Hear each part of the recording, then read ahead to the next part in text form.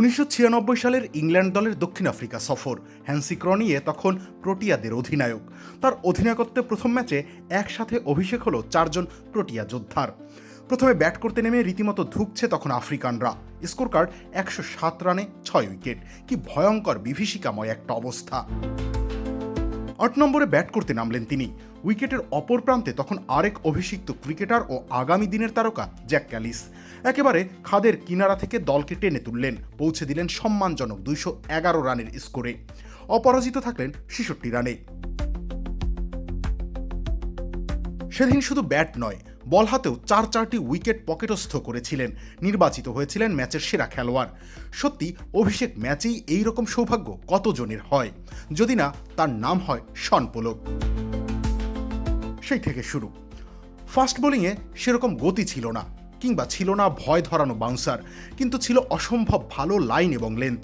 একই লাইন এবং লেন্থ রেখে একটানা বোলিং করার ক্ষমতা ছিল তার।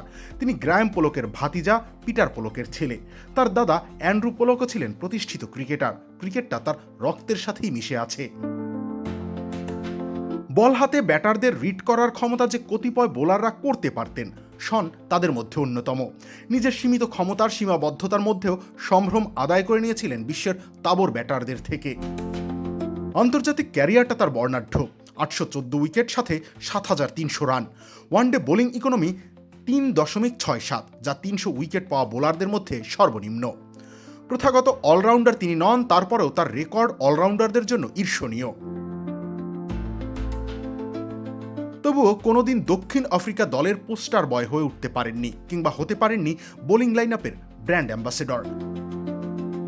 সব লাইমলাইট শুষে নিয়ে গেছেন কখনো সাদা বিদ্যুৎ ডোনাল্ড, কখনো বা মাখায়া এন্টিনি কিংবা ডেল স্টেইন।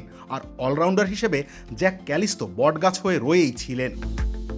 তাই শন পোলক রয়ে গিয়েছেন আড়ালেই, নিঃশব্দে নিজের কাজটুকু করে গিয়েছেন। নাম নয়, বরং নাম না জানা আপন ভোলা পথিকের মতো শন পোলক হেঁটে গিয়েছেন মাইলের পর মাইল। শুধু নিজের ছাপটুকু রেখে গিয়েছেন তার যাত্রা পথে। রবিউল ইসলাম রনি, খেলা 71।